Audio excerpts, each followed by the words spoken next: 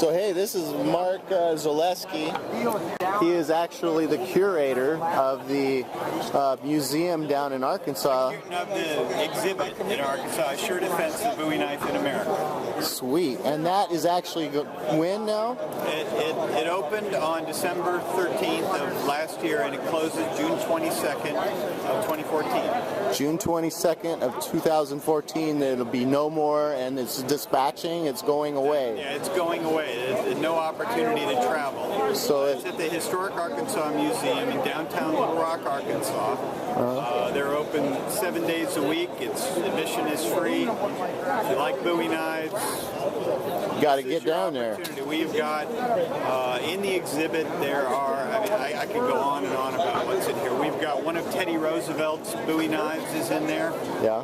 We've got Davy Crockett's Shively Bowie knife is in there. Sweet. We have the Searles Fowler knife from the Alamo. The only time it's ever been out of the Alamo since it was donated in '54. Oh my gosh. We have that's a Reason Bowie presentation knife. We have another knife that is thought to be a Reason Bowie presentation knife, Guardless Coffin, known as the Tunstall knife. That is there. It's only the second time it's been out of the museum ever. We have Shively's. Now the Shively and the Tunstalls were, and like the Bowie #1, weren't those all in the Butterfield's auction a few years back? Kind of like that Edwin Forrest. The Bowie #1 knife was sold in the Butterfield's auction in the Historic Arkansas Museum, which is very interested in Arkansas knives, and particularly the Guardless Coffin, which we associate with Arkansas, Washington, Arkansas. The Historic Arkansas Museum was particularly interested in that knife, so they purchased Bowie #1. They own it, and so that is in the museum. The Kerrigan knife is there. The Tunstall knife is there. A lot of really famous Bowie knives are in this exhibit. Oh my gosh! And like I said, there are 3 Shiveleys, all slightly different, slight variations. There are, I think, 10 Samuel Bell knives, quite a variety of them. There are, I think, 10 California knives, including some of the very finest ones known. Frame handle prices and PAs, and knives that go back to Robert Abel. We've got knives that were in all 4 of Robert Abel's books there. We've got knives nobody's ever seen before. We were trying to get variety. We have if you look in this book right here, the Bowie book by Norm Flaterman. If you've ever read the story of Bowie Knife Potter, the senator representative from Wisconsin who had this conflict in Congress in 1860 with Senator Pryor from Virginia, and they were going to have a Bowie knife duel, and then it didn't happen. After all that, the Republicans of Missouri presented him with a 6.5-foot tall folding Bowie knife, and we have it in the exhibit. It's there, and it's mounted fully open and point down, and it is amazing. It's huge. Wow. We have a life-size sculpture of the sandbar fight happening with Norris Wright about to dispatch James Bowie, except he didn't. Yeah. And I mean, it's an amazing group of knives from about 8 or 10 collectors, some more institutions across the country.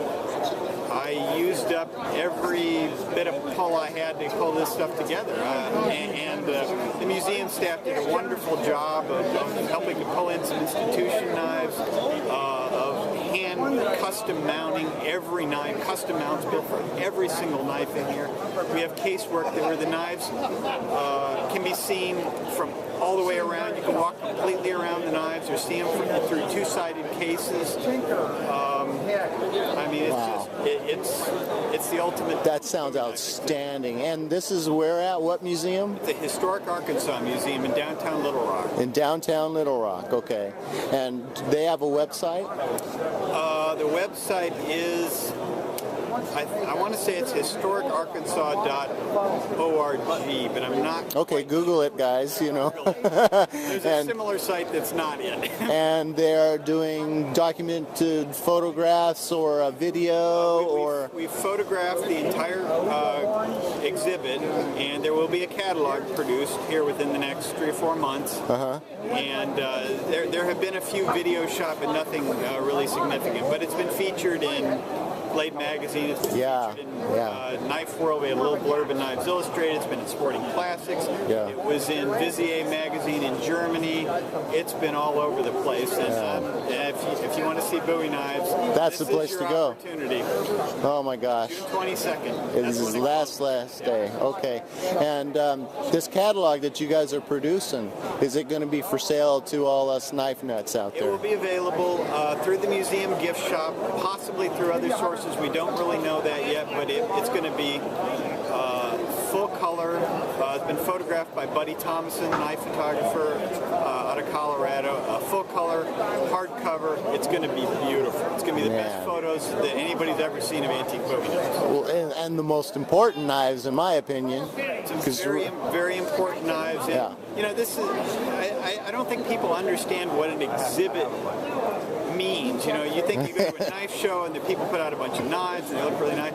This is a real exhibit. We're trying to tell the story of the Bowie knife, its evolution from before it was ever created. You know, when people carried other knives for self-defense, through its origin, its evolution through time, you know, up through the Civil War, the decline after the Civil War, and the revivals after that. And highlighting particular elements of history, like, you know, the sandbar fight, like Davy Crockett, like the Lincoln assassination. We've got knives identical to all the Lincoln assassination knives that played a role in the assassination. They're all there. The Booth knives and the Rio Grande Camp knife. And both sides of the people have the Rio Grandes all messed up. They don't know which ones really played a role. It's all identified there.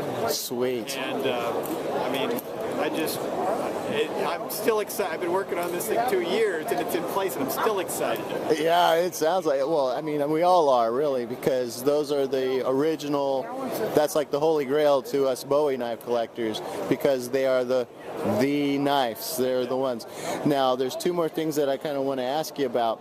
The Bowie knife, Bowie #1, they, in like the auction magazines and things that I've read, there was a letter describing its importance. What letter is that they're talking about? Oh, I don't know about such a letter. The importance is really not known of that knife. It's a mystery. You know, it's a big old knife. It's kind of weird, you know, the angle and all that. Well, right, to where you could hold it upside down like the old knife fighters used to, and it would be held at a horizontal plane, right? Yeah, that has been one explanation that's been put forth. Possibly. We don't really know. It's an old knife.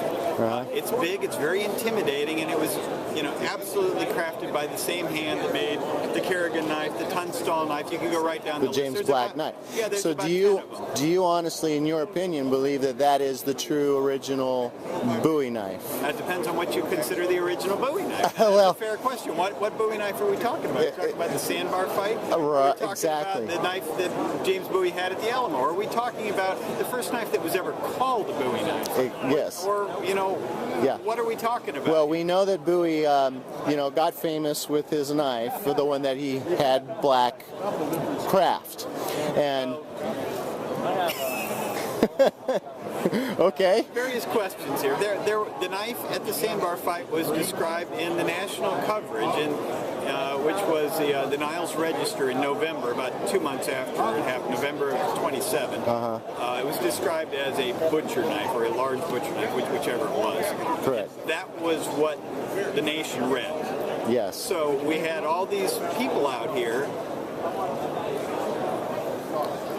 Well, we understand that, you know, he became famous and all that, and he started making other knives and giving them out to friends. James Bowie never did that. Was it resin, or? It was resin. It was always resin. James never seemed to seek out publicity for this. Reason was the one who gave out all the knives. There's no evidence that James ever gave a knife to anybody, and we don't really know what knives he might have had. Knife or knives, presumably he had multiple knives, but we don't really know. I'm sure everybody back then had lots of knives, you know, just like we all do. Well, and, you know, I think it was Noah Smithwick who talked about how Bowie had his blade and then he wanted it, you know, fixed up and made to look nice. That makes perfect sense. Do we know he did that? No, we don't know he did that, but maybe he did. I can't I have trouble believing that Bowie #1 is a knife that was rehandled. I mean, it's a full-tang knife. It was crafted to be the way it was. Right. Does it have a connection to James Bowie? Well, we have no documentation of that. But it's a very early knife. It's perhaps a very important knife, and maybe, don't know. Maybe, yeah. The connection, the James Black connection to the Bowie family is not Bowie #1, it's the Tunstall knife, which is the knife out of the Berryville Museum, and it... so it's at 8.5 by 1.5 inches wide or something like, or was it 9.5? I forget what the measurements were, but... the Tunstall knife is not that big, it's just long. Right. The Bowie #1 is... giant. It's big, it's big knife. Right, and when Davy Crockett described his knife, he described it as something that he sure wouldn't want to be tickled in the ribs with. Yes. That it was so frightening. In there somewhere. Yeah. Davy's knife is a whole nother interesting story, and we put forth an interesting hypothesis in the exhibit of when it was presented to him, which that hasn't been put out there before. And we think we've got it nailed. I think it's a very important knife. Yes. Just because of how early it was. That, I can go off in 47 different directions. You're going to edit the heck out of it. We were talking just a moment ago about the sandbar fight and the publicity, and there's this perception that the Bowie knife was an instant sensation in October of 1827. And frankly, the evidence is not there to support that. Right. Jim Bowie became very famous right away. That's pretty clear. But the Bowie knife surge. I mean, the Bowie knife term, Bowie knife, does not appear until mid-1835. It does not appear, with one really weird exception in 1830 that we have trouble justifying. 1835, then 1836 and 7, it absolutely exploded. Now, there were Bowie knives that existed before that, but they weren't called Bowie knives because the term didn't exist. Sure, yeah, they were just knives, cowboy knives. They were, between 1827 and 1835 or so, these knives were coming along. We have the Shively Perkins knife, we have the Tunstall knife, we have Davy Crockett's knife. We have these other knives that came along before the term came along, but they're Bowie knives, but they weren't Bowie knives when they were new. It's an interesting concept, and we can prove it was the case because we have Bowie knives that existed before the term Bowie knife existed. But that one of very many tangents you can go off on here. It's just such a fantastic and fascinating story to hear about the Bowie knives and their evolution and where they've gone in the from the trademark stampings in 1891 versus the Sheffield knife having to stamp your location and where everything's at to where we've all gone to today with different types of steels and all that. It's just an absolute fantastic subject, and I'm going to encourage anybody that's listening out there to go ahead and check Mark Zaleski out, KNIFEWORLD.com, and also to check out that museum in Arkansas. Please do. And this is Knives a Note saying out. Thanks a lot for watching, everybody.